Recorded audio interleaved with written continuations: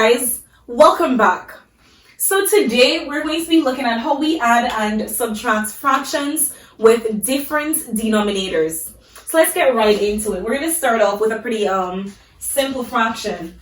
So say you had 4 out of 9 and you're adding that to 8 out of 27. So here if you notice, these two fractions, their denominators are different. And if you have a fraction with different denominators, or if you're adding fractions with different denominators, what you need to do is that you need to find what we call the LCM, or the lowest common multiple. So we're trying to find the LCM of 9 and 27. So in this case, the LCM of 9 and 27 is 27. So good for us. We already have a fraction out of 27, so that should be pretty simple. So what we're going to do next is that we're going to go ahead and convert these two fractions to a fraction out of 27. But like I said before, 8 out of 27 is already a fraction out of 27, so that's pretty good for us. So let's go ahead and get this done. So we have 27 divided by 9, that's 3, and then we multiply 3 times our numerator, 3 times 4. In this case, that works out to be 12. Plus, and like I said, 8 out of 27 is still going to be 8 out of 27. Now, since our denominator for both fraction is the same, we're going to go ahead and keep our denominator as 27, and then we're going to add our numerator. So 12 plus 8, that gives us 20. So our answer is 20 out of 27. Let's go ahead and do another addition example.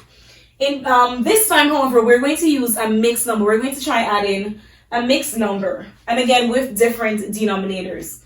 So say for example we had 3.5 plus 4 and 1 over 8. So here if you notice, like I said, we're adding a mixed number, and in a mixed number you have a whole number component, you have a fraction, you have a whole number component, you also have a fraction. To make it pretty simple, what you need to do is that you need to go ahead and add your whole numbers, and then you can work with the fraction that you have left. So 3 plus 4, that gives us 7. Let's just separate these two. So 3 plus 4 is 7, and then now we're left with a half plus 1 over 8. So we're going to follow the same procedure. We're going to go ahead and find the LCM. And just to recall, the LCM again is the lowest common multiple. It means that you're trying to find the smallest number that both 2 and 8 can go into without leaving a remainder. And again, in this case, the answer is 8. So 8 divided by 2 gives us 4, and then 4 times 1, that's 4. We're adding 8 into 8 is 1 time, and 1 times 1 just gives us 1.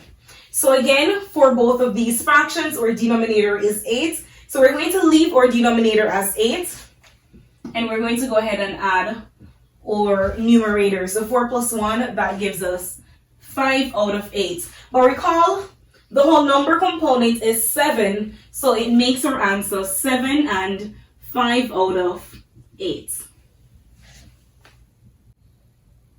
Now let's do some examples with subtraction. Again, we're focusing on fractions with unlike denominators. So let's start off with 5 over 9, and we're subtracting 1 over 3 from 5 over 9. So again, denominators are different. We're going to go ahead and find the LCM of both 9 and 3. In this case, the LCM is 9. So we have again 9 divided by 9, that's 1, and 1 times 5, that gives us 5, minus, in this case we have 9 divided by 3, that is 3, and 3 times 1, which is our numerator, gives us 3. So again, our denominator is 9 for both fractions. So we have 5 minus 3, and that gives us 2. So our final answer is 2 over 9. Now we're going to do an example where we have a mixed number. So I'm going to go ahead and use this line to separate the two problems. This is our first, and this is our second example. So now again, we can choose a random fraction. Say for example, we had 8 and 6 over 12, and we're subtracting let's say we're subtracting 5 and 1 over 4 from this fraction.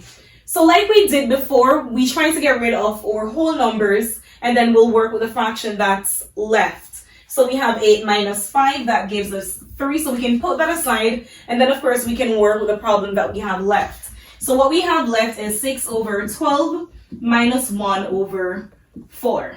So again, we're going to follow the same procedure. We're going to go ahead and find the LCM of 12 and 4. In this case, our LCM is 12. So we're going to go ahead and convert these two fractions to a fraction out of 12, and then we can proceed to finding the answer. So again, we have 6 out of 12 converting it to a fraction out of 12. It still will be 6 out of 12, because recall, 12 divided by 12, that gives us 1, and 1 times 6 is still 6. Now we're subtracting 12 divided by 4, that's 3, and then 3 times 1 gives us 3. So now again, our denominator is still 12. We're just going to go ahead and subtract our numerators. So 6 minus 3, that gives us 3. So here, if you notice, our answer for the fraction component is 3 out of 12. But if you're looking at 3 out of 12, you will notice that it can be simplified further. What do I mean when I say it can be simplified? I mean that 3 and 12, they have a factor in common. And in this case, we're looking for the highest common factor, or the HCF. And 3 and 12 has the highest common factor to be 3. So we're going to go ahead and simplify 3 out of 12. So we're dividing 3 divided by 3, that gives us 1. And 12 divided by 3 gives us 4. So this portion of the answer is a quarter. So that will make our final answer 3, which is our whole number, and 1 over 4, or 3 and a quarter. So these are just really simple ways that will assist you when you're adding and subtracting fractions, and I really hope this was helpful. Thank you guys for watching, and don't forget to subscribe to my channel for more exciting information.